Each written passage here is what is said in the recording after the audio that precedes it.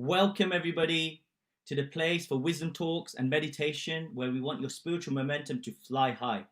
And today, I'm so lucky that we have Chirag Gilani, aka the Lotus Coach, where we're going to be talking about conscious leadership.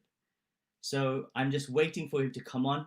I'm really looking forward to speaking to him. But while we wait, what I want everybody to do is I want you to all to just have your questions ready. Think about what you want to ask. Remember, it's conscious leadership, and whatever's going on in our lives right now, let's discuss it. And thank you, Carmini. I can see Carmini's on.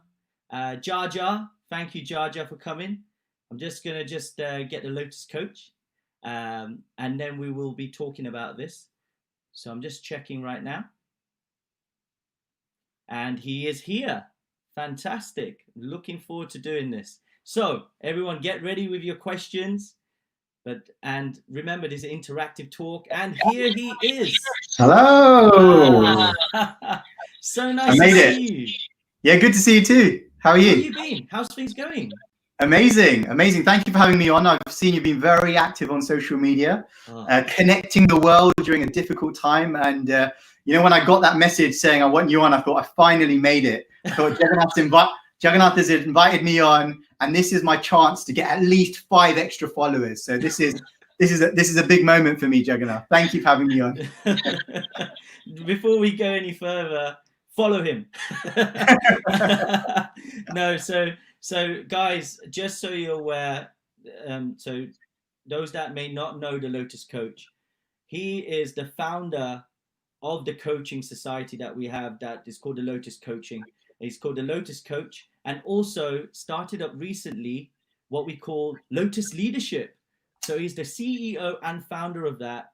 And he has been empowering high achievers to flourish. This is his motto. This is what he's trying to do. And I think you got some clients that you've worked with, happy clients like LSE, Bank of England, EY, Santander, King's College London, BNP Paribas, and the list actually goes on. I was just like, you've been everywhere. This is fantastic. You've done your research. No, but I think for everybody to know, I just want you to all know that this guy for me is an inspiration. I'll tell you why. Because not just from a spiritual point, what we'll talk about as well, but he was an individual that actually understood what quality of life meant. In his working practice, he actually has a family, and he actually started to reduce his hours in the working environment, and then do his passion, which he also now has made to the Lotus Coach empire. No one's ever called it an empire before, nor has anyone made me the founding father of coaching society. But I'm really happy with the way you're describing it. I'm going to keep taking it. Thank you, Jagannath. No. Honestly, this is me. I was being very inspired by you. So thank you. I've never had the opportunity to say that. So let me say it to, I think we've got 58, 60 people on at the moment from Insta and from Facebook. And I just want to say thank you very much for being that inspiration. I know a lot of people have followed in your footsteps after you started this. So it's inspiring. Thank you, Jagannath. Yeah, it was a scary time. There's no doubt about it. I think I was in a role where I was doing well materially.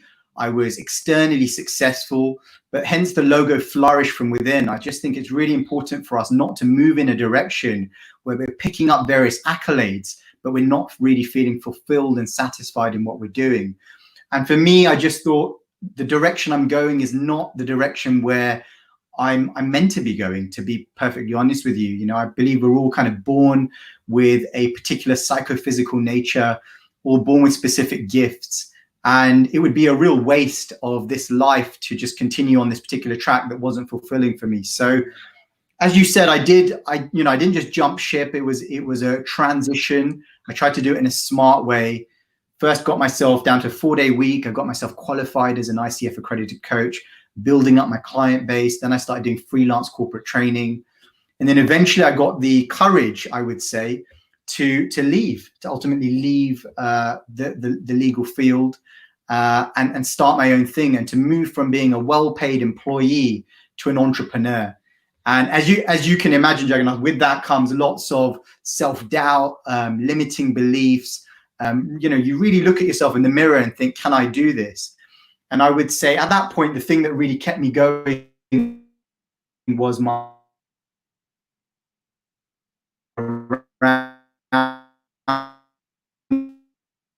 Wow, and that's amazing. I'm just going to check something on just on. Yes, I'm just bringing you back. If you just, okay, there we go. I can see you again. Yeah. So this aspect of limiting beliefs seems to play a very key role. What I'm seeing in society today, and really leads us to our topic of conscious leadership. Because if we cannot believe in ourselves, then how can we help others to believe in themselves? Yeah, absolutely. Well, not only how can we help others believe in themselves, but if we don't believe in ourselves, no one's going to believe in us. And that's the real challenge. And one of the things that people really struggle with is this phrase imposter syndrome, where you believe you're in a particular position. It might be a position of power, responsibility, authority, but you don't feel qualified for it. And one of the challenges with that is that we're just not grounded. Ultimately, we're not got a deep enough foundation to take us up. And we all have limiting beliefs. We all have that self-doubt. But there are some real techniques that we can use to gradually pull them away. But you're not alone. If you've experienced it, I can tell you're not the only person. I have. We all do, because we're conditioned souls. We're not perfect. And sometimes the challenge is that we think we need to be perfect. And that perfectionist mindset kicks in. But just, take it easy. We're not perfect. We're all learning. We're all growing. And it's all part of the journey. So there we go. We're not perfect, and we are all growing, and it's just part of the journey. But sometimes we forget that. We have this. Well, one thing I'm just talking personally, that when we're thinking about, should we say, going forward in something, we do have those type of limiting beliefs that do hold us back, and sometimes to break through those is quite difficult as well. So just on that aspect itself, can I ask you, because you yourself, you went from, like you said, a paid successful employee, you're doing really well. Yeah, absolutely. Into an entrepreneur where the stability was like, now, okay, now I don't have that paycheck coming in every month. Yeah. But I'm taking on this type of way. So what was it first for yourself? Because I know out there we have people that may want to take this type of leap. And since I've got you on, I'd love to ask you on this. What was it in yourself that made you take that leap? What was it that, that's the first question I'd like to ask you. Yeah, I just felt I was stuck somewhere I didn't really belong. And whilst I was picking up my paycheck every single month, and that gave me security, I wasn't waking up alive. I wasn't waking up feeling excited. And I just felt in myself, I had so much more potential. I had so much more to give. And I thought, what's the worst that's going to happen? Ultimately, in the worst case scenario, I won't make it, and maybe I'll end up back in law. And is that really so bad? And we often talk about living a life of no regrets. Yeah. I certainly, if I continued on the direction of travel I was moving, and I'd made it to partner in a top city firm, I just thought about that moment, and I thought, how will I feel? And I wouldn't feel excited about it. I wouldn't be saying to my friends, I've made it, because I hadn't made it, because I wasn't really living my nature. I wasn't really living my purpose. So for me, it was always in the back of my mind, and it was a question of just kind of building it up over time and getting to the stage of, now I'm ready to jump. Now I'm ready to push myself outside of my comfort zone and accept that things may not go according to plan, but at least I'm trying my very best. I love it. So it's really nice. And while you were taking that journey, did you have that type of network around you that was, should we say, you can have the crab mentality, and where it's like, it feels like people are holding you back. But did you have those people around you that helped you to say, you know what, do it? Is that very important too? Yeah, for sure. So one of the things that I always say, because I'm a coach myself, obviously the Lotus coach, and it's really essential for coaches to also have coaches. And for me, it was a coach that changed my life. It was someone who came up to me and believed in me. He held me accountable. He supported me. when I had that self-doubt, he really helped me to rewire my brain and make me think, think differently, think bigger, think better. And that's essential. And that principle applies to coaching. It applies to spiritual life. You can't help somebody else unless you have a mentor yourself. You have someone who's guiding you and supporting you. And I know that, you understand that. We have gurus, we have teachers.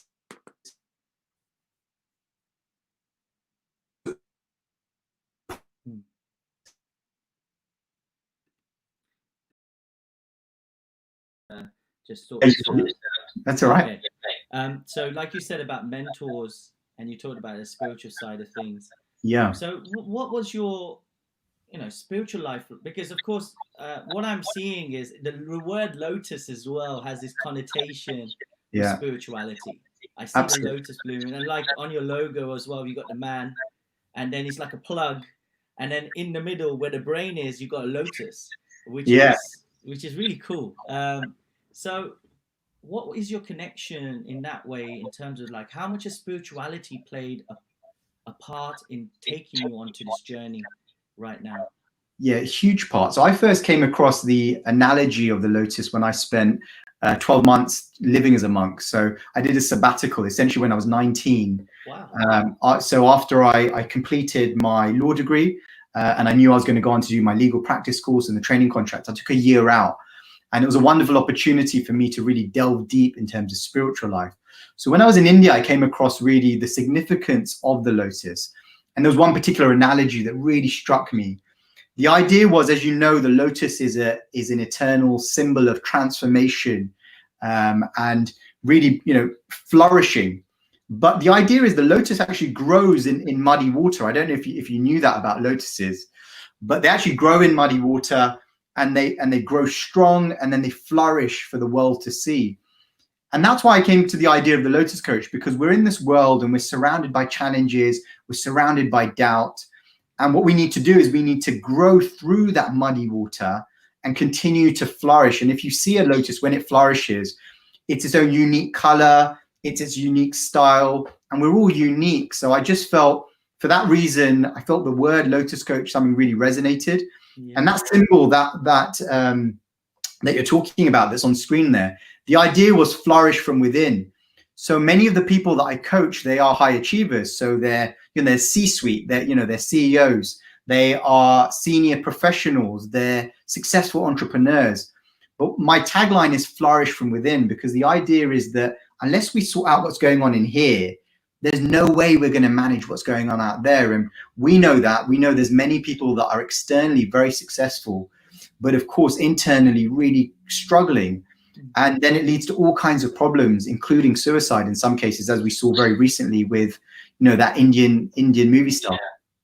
And it is something that you can see right now in society, especially in the times we live in at the moment. And I don't need to mention to anyone what's going on right now. But the time that we're living in has had, I'm sure, such a mental impact on everyone. Maybe minor, some maybe more major. Everybody has their thresholds, but I'm sure everybody's been impacted by it. And this is one thing why, like, I've been reflecting in myself, and I was like, what is it? Okay, what is it that fears me? What is it I'm afraid of? Yeah. And it comes down to this uncertainty about what's going to happen. We live in a bubble sometimes, and put a heart if you agree. We live in a bubble of sometimes where we think everything is going to be fine. Yes, we know what's going to happen tomorrow. Yeah. And then suddenly it's like the rug is pulled under us, and it's like, oh my God, what do we do? And in these uncertain times, we are struggling. So this is one thing. I can see some hearts coming. Well, one thing for sure that you can say that is certain in the world that we live in is that everything is going to change. Yeah. And we are building castles on shifting sands. That is the reality of our situation. And sometimes that's a hard reality to accept. We really struggle, because the nature of the soul is to want eternality. It is eternal, it is full of bliss, it is full of knowledge, but we're living in a place where everything is constantly shifting.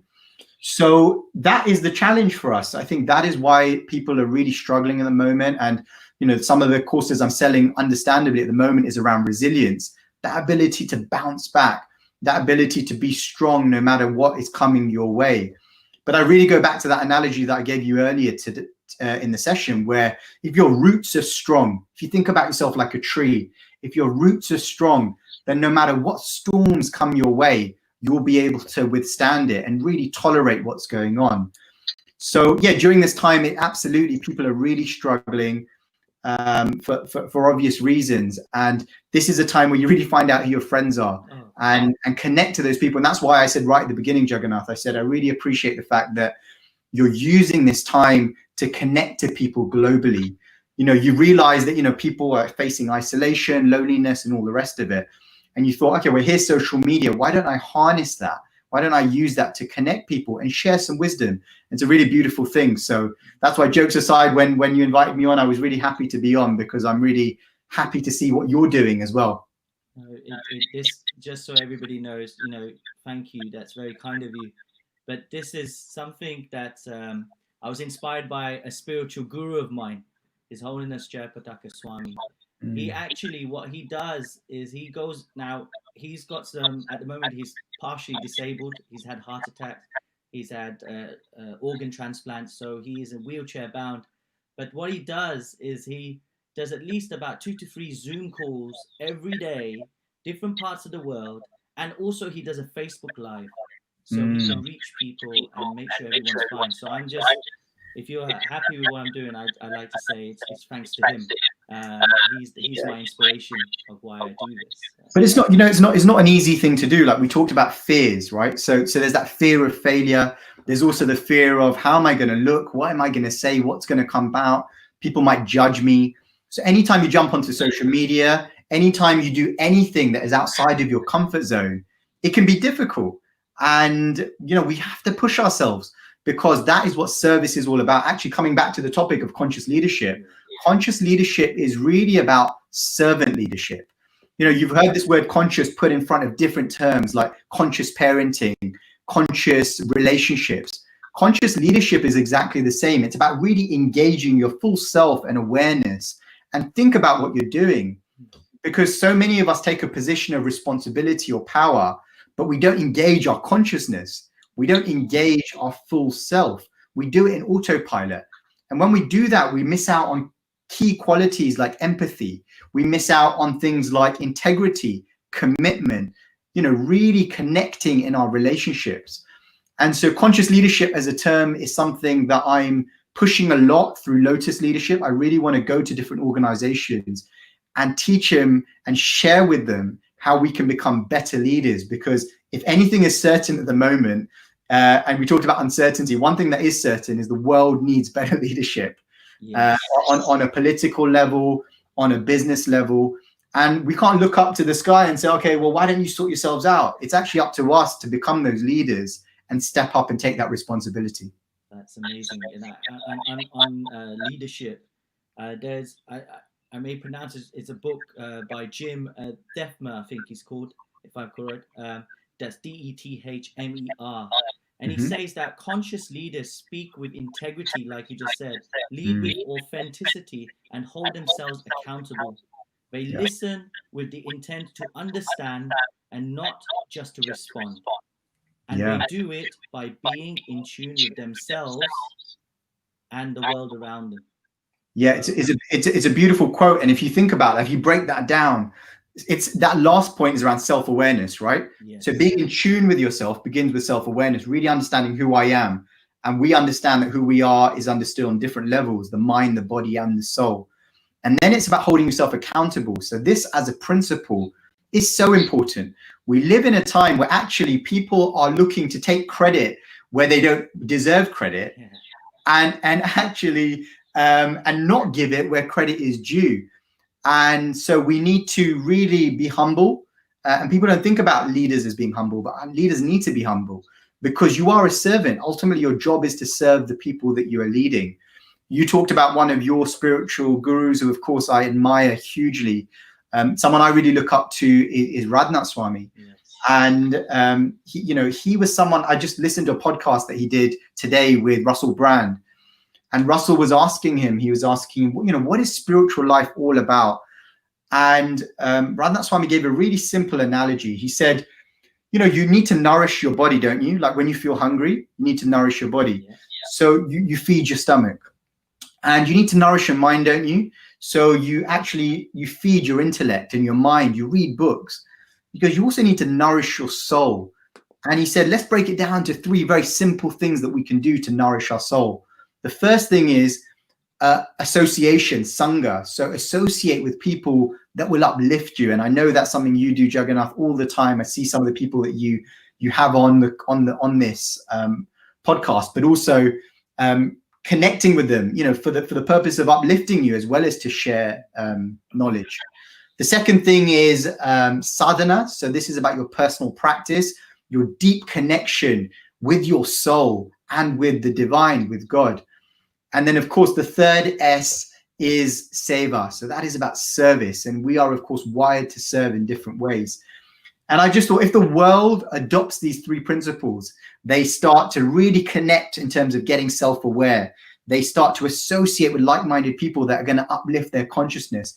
And ultimately, they see their life dedicated to serving others. That's what conscious leadership is all about. So we've got the 3 S's. Sangha, what means association. We got sadhana, so our spiritual practice, and we got seva, which means service. It's so amazing that how we look at spirituality to help us in the material world. The books, everything that I've been reading, I remember doing Institute of Leadership Management, that qualification, and they talk about servant leadership. And it's just like, all this is not new. It's not new. It's if you read the ancient scriptures, the Bhagavad Gita, the Bhagavatam, it's got all the examples in there. You know? Well, even modern day leaders, if you think about leaders that we respect, it's the ones that isn't me. It's the ones that are actually, how can I serve you? Yeah. And the ones that are me, you can tell immediately the type of character they are. And, they always think they're the best. So, there's one particular leader, I will not name names, but he's currently the president of the United States of America. I don't know who you're talking about. No, exactly. But if you listen to some of his videos, he's really interesting because he constantly says, I'm the best at this. I'm the best at that. No one knows more about this than me. Yeah. And actually a servant leader has the opposite approach. It's not that they're low on confidence, but actually they have a growth mindset. So they understand that there is so much more that I can learn and grow. And my confidence comes from the fact that I'm hungry to learn and grow, and I can learn from everyone. So I think that's what we need to think about. If we want to become conscious leaders, we need to have that growth mindset. We need to have that integrity. We need to take responsibility and really become self-aware in terms of our strengths, and then use those strengths to serve the world. I love it. So one part you talked about is cultivating our self-awareness, like we just talked about. The other part you touched on, it's like our influences, our association you talked about. So absolutely, yeah. Can I ask, how do we check our influences around us? How can we help it so we become, and by the way, when we talk about leadership, like the Lotus coach, my friend here, Chirag, said, is not just in management. We are leaders in all aspects of society. A mother is a leader, a father is a leader. Yes, I'm so glad you made that point. Children, in some ways, are leaders to their siblings. So similarly here, when we talk about leadership, it's don't just think of it as the corporate way. Leader in all aspects, and this is why I wanted to talk about this topic. Yeah, well, even actually in the corporate way. So on my website, on the Lotus Leadership website, which is a plug, everybody. It's www. Oh wow, look at that! I noticed that. lotusleadership.co.uk. Check it out. Well, I was just going to say, one of the things that we really emphasize is that everyone is a leader. And so, because when people think of leaders, they do think of C-suite, and they do think of the people that are in senior positions of management. But actually, everyone is a leader, and you're a leader in your own life. But I'm really glad you made that point, Jagannath. In fact, the point around a mother being a leader couldn't be more true, because they are. I mean, what more important role is there in society than raising children? So I mean, it's huge, and that is a real testament to how society is being degraded, that actually they're not being respected the way that they should be, because they're a real gift. And I'm speaking, from the perspective of, having a mother, and of course being married and having children, and seeing what my own wife does to raise my two beautiful kids. And it's so true. Even sometimes they talk about, when we have success, it's not actually, it's down to the people around us. And I've seen in your life, which is really nice, and it's like you're talking the talk, you're walking the walk. That's the way I see it. And you have a very supportive wife there as well, that is pushing you along, and it's evident. And this is the thing. This is the formula, everybody. That in life, if we want to go, and Sutapa Prabhu said this. So this was a talk I had with Sutapa Das from Bhaktivedanta Manor, and he said, if you want to go fast, go alone. But if you want to go far, go together. Yeah. This is the thing. If you want to go fast, go alone. But if you want to go far, go together. And this is so true right now for society, that we want to push ourselves. We need to have that team. We have to have those people around us that can really help us. And it's a teamwork. So yeah. And it's not easy, because we all have a different idea of the way that we want to move forward, and we have our ego that sometimes gets in the way. But we have to cooperate. It's so essential for us to work together, because we genuinely are stronger together. I mean, that's been proven time and time again. And you just need to find. You were about to ask the question around your association, and how do you find the right association. I mean, I do something, this sounds a bit harsh, but I do something called a bit of an association audit. And I look at, and I look at people in my life, and I think, do they uplift me? Or are they dragging me down? And if they're people that are constantly critical, and there were people like that when I left the law. There were people like, are you stupid? You work so hard to get into a top city firm. You're nearly there at partnership. You're not going to make it. It's so competitive. And, you just have to realize that is noise, and you have to learn to just drown it out and start listening to the voices that are actually going to uplift you. Because as your balloon, if you think about your self-esteem as like a balloon, and it's growing and it's growing and it's growing, if you allow someone to come in and just pop that, boom, that's it. It's going to take you a long time to get up. So you do need to protect yourself. And the best way to protect yourself is have people that are constantly filling that balloon, and keep those people that want to pop them. They actually can't pop it if you don't allow them to pop it. They can say whatever they like to you. It will have no impact on you in reality, if you are smart enough to understand they're coming from a place that isn't in my best interest. And I just want to say one other thing on that, because sometimes they're not doing it deliberately, actually. Sometimes they're doing it from a really protective mechanism. They might be a parent, and they're just worried about you, and they're like, don't do it. And so you just need to understand that, okay, so I understand where you're coming from. You love me. You don't want me to take that step. You want me to have security. You want me to have safety. But actually, I've connected enough with myself, that deep self-awareness, to know that this is the right time, and I'm ready to go. It takes a lot of guts to do what you've done. It's I know a lot of people who have tried, and it's been very difficult. So I applaud you. This is, and that's why, another reason, personally, that's why I wanted you on, because I really feel so inspired. There's even myself. I was thinking, Jagannath, where do you want to be? What do you want to do? How do you want to go forward? And for me, speaking to individuals like you is inspiring. So I want to say thank you. Just keep doing what you're doing, because what you may not know is you're inspiring a lot of individuals to think more about, hey, it's not a rat race. Don't trade your time for money, but do it the other way around. This is so important, right? I do think, I mean, anyone who knows me knows I'm very real and very practical. And it's important we don't paint the picture that just go live your dreams. It's going to be okay. I mean, there's no doubt about it. COVID has smacked me in the face financially. I mean, I was flying last year. I'm still doing pretty well, but it's definitely impacted me. But all you need to do in that situation is adjust. So for me, My financial income has reduced, but I'm making enough to still get by. But I'm now able to refocus and think, okay, and this is something I'm going to do towards the end of the exercise. Really think about my wheel of well-being. Really think about, okay, so maybe financially things are a little bit down, but what can I now do? So I can now spend more time on my spiritual life. I can spend more time with my family, raising my children. I can do more for my health, whatever it is. So there are always opportunities, whatever is going on in your life, there are always opportunities for you to grow in different areas of those life. So there we go. Stay till the end because we're going to be talking about the wheel of well-being.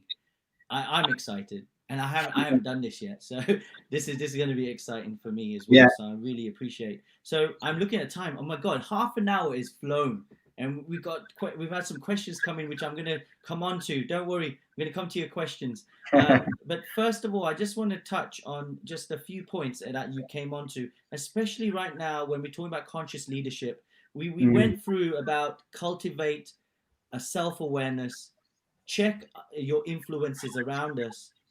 But they also talks about that all successful conscious leaders, they meditate, Yeah. Yeah. and I just wanted your thoughts on that. Well, meditation is something that is growing in popularity, and understandably, because there are lots of studies to show the huge benefits of meditating. Essentially, I always think about meditation as a gym for the mind. It's an analogy that's used all the time, but your mind is your most important real estate. It's the most important asset that you've got. And mental well-being is something that is neglected so often. So meditation really gives you the opportunity to step out and be an observer to everything that's going on in the world and watch those thoughts go by and think, do I want to jump on that? And maybe not. And it gives you a real sense of control. The other thing it does is it really enhances your ability to focus.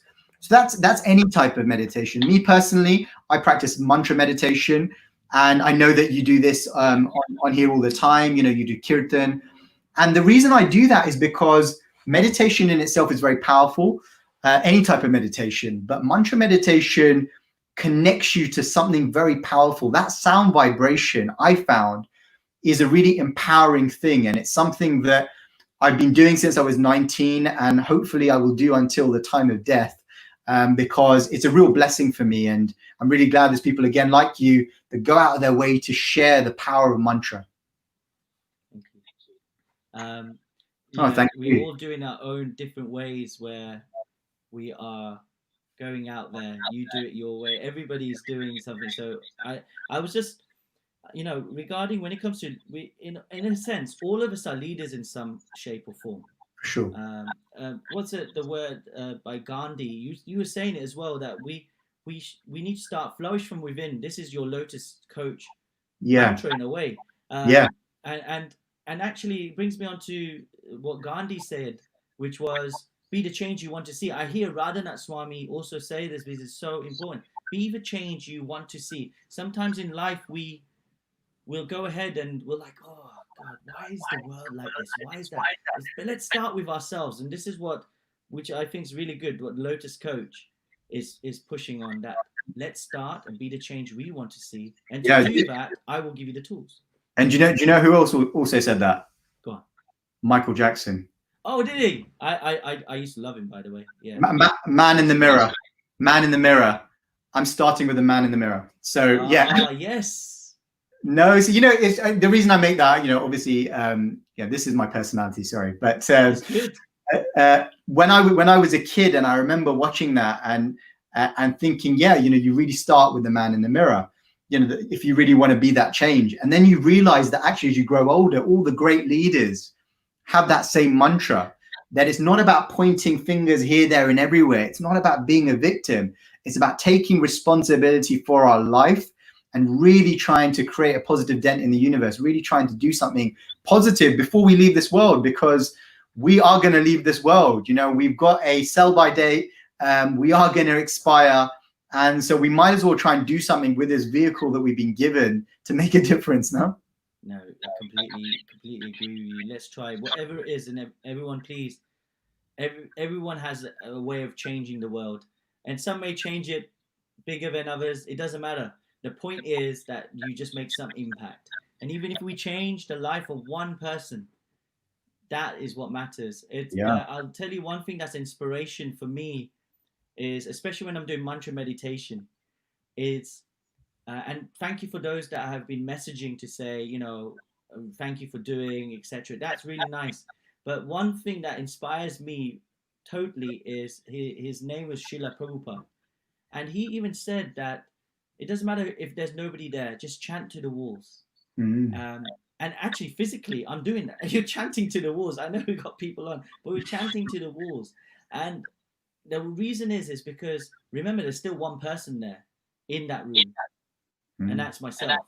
So at Mm. least I'm hearing it more, and that can Yeah. help us. And I think that's the point here. When it comes to leadership, we need to be fine tuning, and this is something that comes up on what I and you brought it up, that we have to be intentional with our thoughts. We have to Mm. also understand from the other side what they're thinking. But the only way we can do that is when we ourselves are at a certain level where we can actually give ourselves fully, and that only happens when we actually listen and make sure we are walking the Yeah. walk and talking the talk.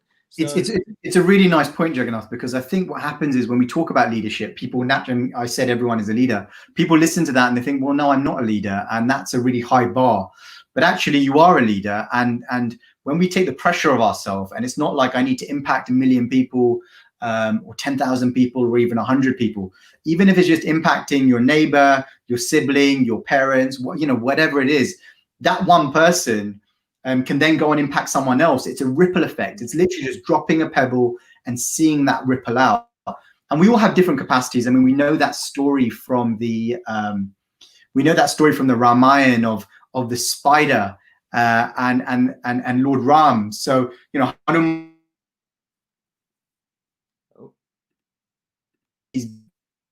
there's a spider, and it's really important to realize that it doesn't matter. It doesn't matter whether we're picking up big boulders or tiny pebbles. We're doing everything within our capacity. And that's the most important thing about leadership. Perfect. So this the Ramayana, check it out. And like you said, for those that might have just missed it, it doesn't matter if it's big boulders or little pebbles. It's all helping to build that bridge. And I think that's such a nice analogy. Thank you so much for sharing that. And Shall we take some questions, Jagannath? Yeah, I'm really keen to hear some I've questions. got one person called Annie Ketka. She's asking a personal thing on yours, actually. So I want to ask you. It says we see a lot of life coaches nowadays. Mm. What do you think differentiates you? And how do you communicate the spiritual message in your coaching? Look at that. We're going straight in now. Wow. Yeah. The funny thing about coaching, when I first became a qualified coach, I come from a legal background, so I thought there must be a really high bar to become a coach. But it's a totally unregulated industry. So there are some really good coaches out there, and there are some really bad coaches out there. And that's the reality. I think what makes a really good coach is what makes a really good leader. It's someone who can listen really attentively. It's someone who has a genuine desire to transform the person in front of them. It's someone who believes that we all have the potential to truly grow and doesn't bring their own limiting beliefs into that conversation, doesn't pollute that space with their own nonsense. So one of the things that I found myself when I became a coach was I was able to be successful because of my meditation, because I was able to purify my own mind and really crystallize my own intention to really try and serve that person. So before I go into a coaching session, I'd really stop, reflect, meditate, and think and pray, in fact, how can I serve this person? And coaching is actually a bit of a miracle business, because what happens is you get into the conversation. Of course, you have structures, you have different models that you use and different tools, but ultimately it's about empowering them on their journey and taking their hand and guiding them to where they need to be. So for me personally, it's one of the things that I do in terms of my spiritual life is I see coaching as a service. And I found that whenever I take that attitude, it really empowers me to do it in a better way than if I was seeing it as just a business. It gives more essence and the meaning behind it. This is nice. You're believing in it. It's not just, yes, the business aspects there, but it's not what's propelled you into it. It's because you actually believe in helping others. Yes, definitely. I hope that answers your question, Annie, I think it was Anurag. Yeah, no. And I just saw Govinda Krishna's come on today. If anybody doesn't know him, he is phenomenal person that's doing a lot of motivational speaking and kirtans, everything. Thank you, Govinda Krishna, um for your thing. And also I think he's calling you a great spiritual coach as well. So so I don't think I thank know. He's saying you're a great spiritual coach, not me. okay. Thank you, Robin Krishna. No, that's very kind of you. So I had a few other questions that come through, and I'm also looking at time. Yes. So I'll ask the last few questions, and then we'll go into. I'm really looking forward to the wheel of well-being. It's really important. I think I'm really looking forward to the questions. So I guess we'll have a tussle to see who wins so today. there was one that came prior to me, and it asked, "How do you feel now in what you are doing compared to how you were prior in terms of the law side of things when you're doing, because that's what you graduated in, that's what you are qualified in. How do you feel this change? Because that's the question." I feel alive now. That's the best way to describe it. I feel that I'm living my life in line with my nature, and I feel at ease. I feel aligned. I just feel much better ultimately. And sometimes I do look at my bank account statement and I do think, well, if I stuck it out with law, I would have a much bigger bank account and probably a bigger house compared to where I am right now. But I'm willing to accept that sacrifice. I'm willing to know that waking up early and making a difference in people's lives in a tangible way is something that fills me up and it makes me feel really happy. So I feel great. And in fact, I was talking to it was a client of mine, actually, a coaching client of mine. And she said to me, she looked, I recently released this video for Lotus Leadership. And she said, "You look so different to when you launched Lotus Coach." So when I first launched Lotus Coach, I was still a lawyer at the time. And I was looking quite drained and tired and not energized. And she said, "You look like a different person, like you're glowing." And I said, "No, I look the same." And actually I looked at the like for like, and I could see, even though I'm 2-3 years older now, I look better because I'm happier. It's really as simple as that. So I would say living your nature is so important, and you've got to take time to really understand what your nature is. And of course, there's many exercises to do that, which we can't go into at the moment, but make time to do that. Live your nature. I think we might have to have another session on living your nature. I can see a tagline coming in there. I thought I'd put it on live right now. So another question that came through was to do with actually your industry that you're in right now.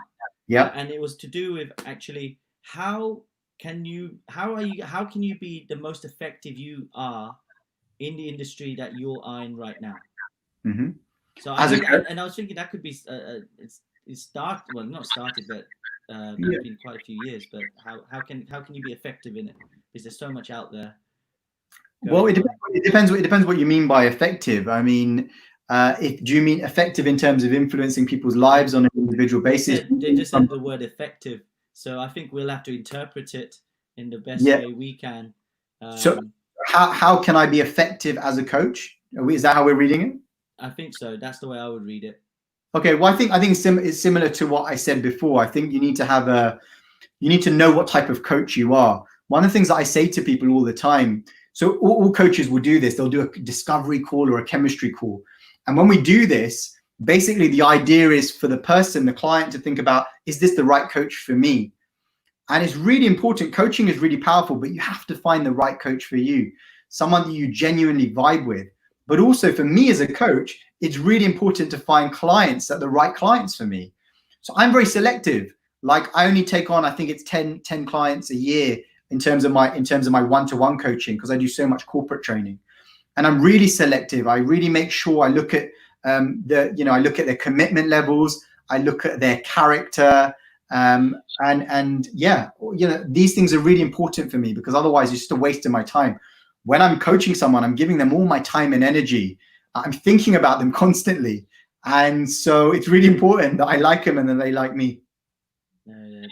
That's good. So selectiveness is important as well. So it's not just, hey, you've got to have that. So it's that type of connection with the other person as well.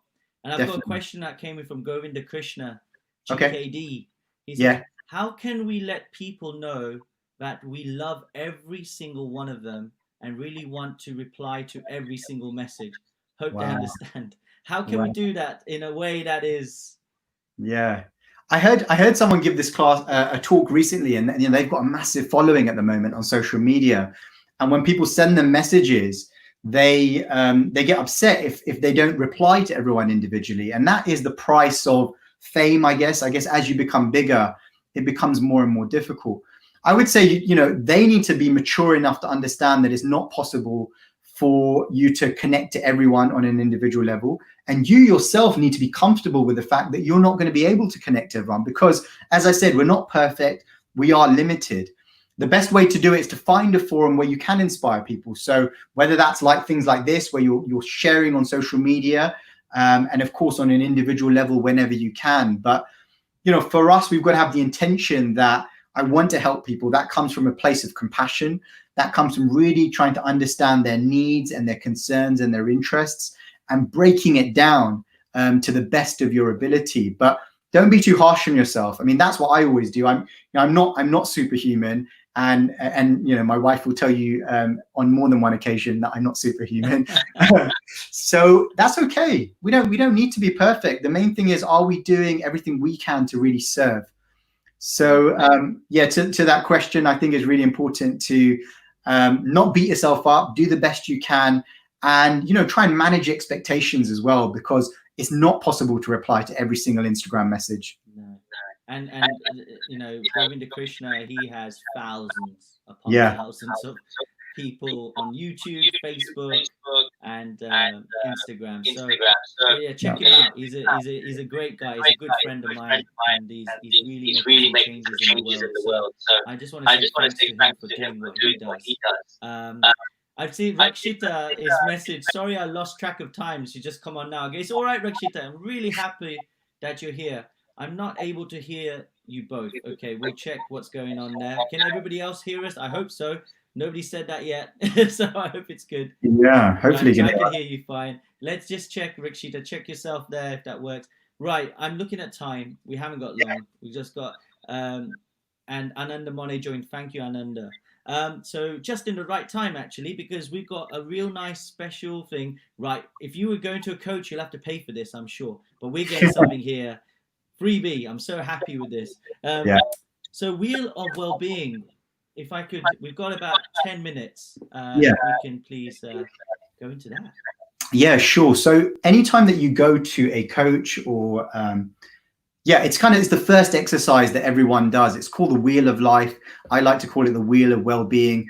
There's no magic to it. You can look it up on the internet. I'm not going to pretend this is some powerful coaching technique. It's not. It's really simple. Check it out and do it for yourself. But I did want to bring this to your attention because I think we go through life so fast and in autopilot that we never get this opportunity to really stop and reflect and think about what's going on in our life. So we start just moving in directions that aren't actually the direction that we want to travel. So we do need to stop. We do need to pause. And so I've got some questions here for you to think about. And I do recognize that it's hard. Like, especially if you have a family, it's kind of waking up, it's getting the kids ready, it's the school run, it's coming back, it's going to work. It can be really challenging. It's the same if you're a student. Life by nature is always going to be really hectic. There's always going to be lots and lots of different things going on. But what you need to realize that if you continue to live your life in autopilot, you're going to end up in a place that you are not happy with. You know, it's like being in a stream and you're floating downstream and you've got no control of where you're actually going. So what I'm saying here with this Wheel of Wellbeing or the Wheel of Life is take responsibility for what's happening in your life. And the way to do that is really just to stop and consciously reflect on where you are at. So almost stop, zoom out, something I talk about all the time. Zoom out, take a snapshot and think about all the different key areas in your life. So if you've got a pen and paper for the next 5 minutes, just write down these different areas. There are many different areas you can write. I've just picked 7. Some of them are interrelated. They're going to mean different things to different people. But the first is your mind and your intellect. So we can call this your mental health. That's number 1. The second is your body, your physical health. The third is your spirit, so your spiritual health. And this is where I think a lot of people go wrong. When they talk about well-being, they don't give themselves a holistic understanding. There is their mind, there is the body, and there is the soul. And unless we're nourishing all three, we're not going to feel satisfied. So really look at those three. Then think about family. Think about as a fourth one, think about your social connection. So we talked about association, we talked about our friends. Then think about your work, your career, your finances. And then the final one, of course, this is linked to spiritual, but I like to also think of it as a separate thing, because I often think about spiritual as my sadhana, that S that I talked about, my deep connection with God. But this one is about service. What am I doing for the world? Genuinely, how am I contributing to the world? So I'll repeat them again. Mental health, so that's your mind and intellect. Body, physical health. 3 is your spiritual health. Then it's family. Then it's friends and social. It's work, career, financial. And then it's your service to others. So your contribution, your legacy. When this body deteriorates, what are you going to be known for? What are people going to be saying about you? What legacy are you going to leave personally? And we're all leaders. We've all got an ability to do that. Doesn't have to be big. As we said, it can be one person in your life that you really influence and impact in a positive way. So write that down in the column, right? So you're going to have 4 columns. This is all in column number 1, your 7 areas of life. In the second column, I want you to stop and reflect and think about, on a scale of 1 to 10, where do you think you are right now? 1 being awful and 10 being, yes, it's ideal. So just take a moment to really reflect. So let's take your health. Let's take physical health for a moment. You may have never really reflected on that. Where is my physical health at? You know, am I doing all the things that I need to be doing in terms of exercise, in terms of hydrating, in terms of a balanced diet, in terms of vitamins? Am I going for walks in the park? So think about your physical health, and think about, where am I on a scale of 1 to 10? And then in the third column, I'd like you to think about where you would like to be by the end of this year. So it's, as I said, it's a really simple exercise, but what it does is it forces you to do one thing. And what you do is you realize that there are gaps. There are gaps between where I am now and where I need to be. And generally speaking, where there is the biggest gap, that is your growth gap. That is where you really need to focus on. So don't overthink it. Don't be like, is it a 5.5? Is it a 5.6? Just go with your gut instinct of wherever you think you are. And you'll naturally notice that there are certain areas of your life that are massively skewed. So it might be your finances. And it might be like, oh, I focus so much on my health and my family, but in order to serve my family, I need to really pick up my career. So this needs to be an area of focus for me right now.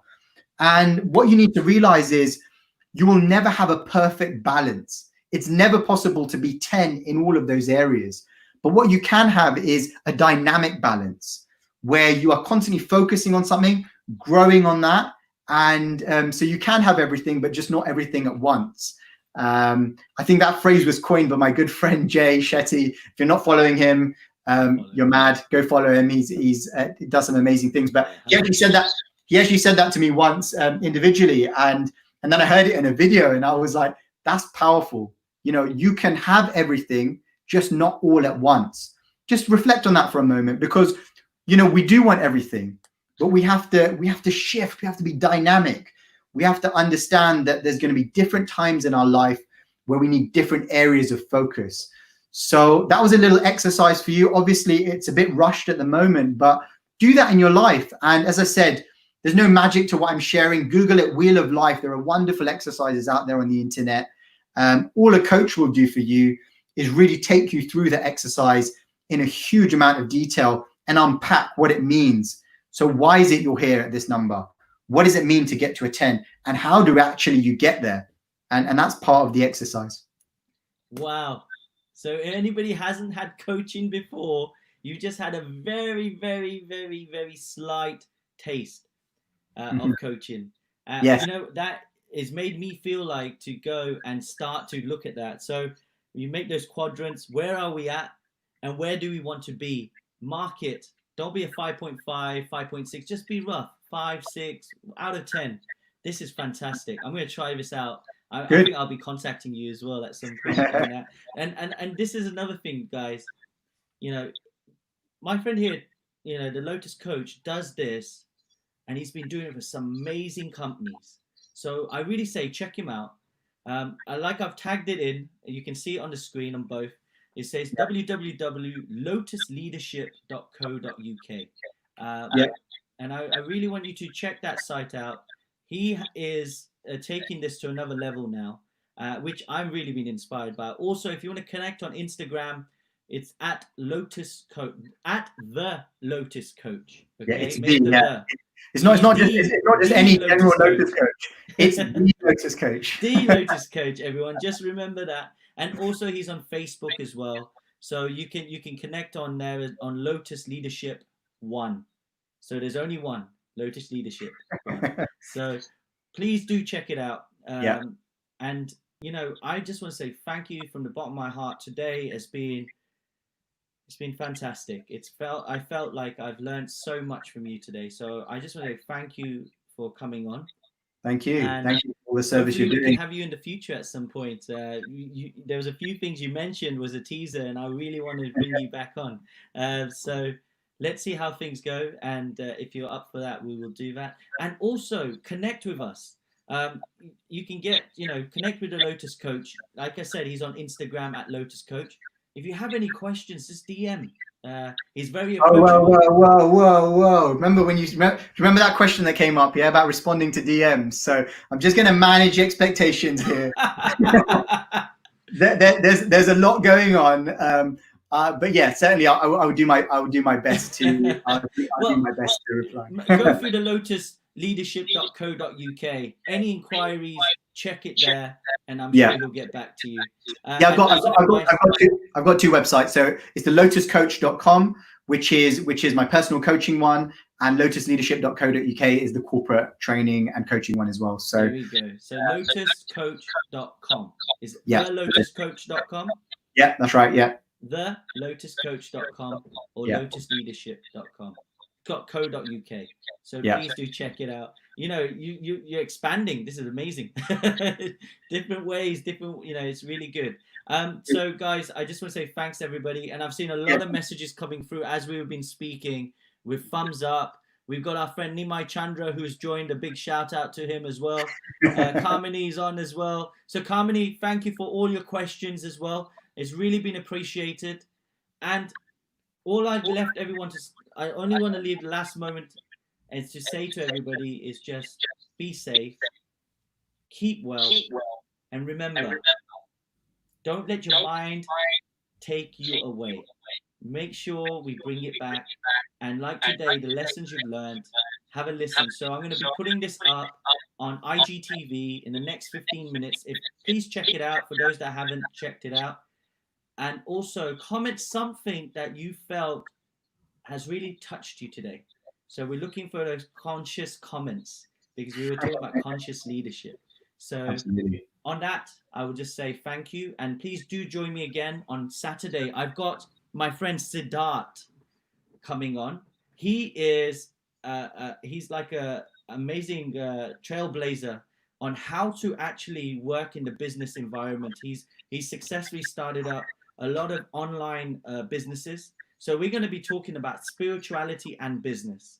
This is what we're going to do. So if you are interested to listen to that, check it out. It's going to be at 3 p.m. on Saturday, UK time. And I'm sure it will be not one to miss. So on that, I'll say thank you. And thank you, Lotus Coach. Thank you, Jagannath. Thanks for having me on. And thanks for the questions, guys. And yeah, let's connect. It'll be lovely to meet you all someday. Brilliant. Cool. Take care. All right. So I guess I press this button now and it's all over. I'll do it now. I'll do it for us.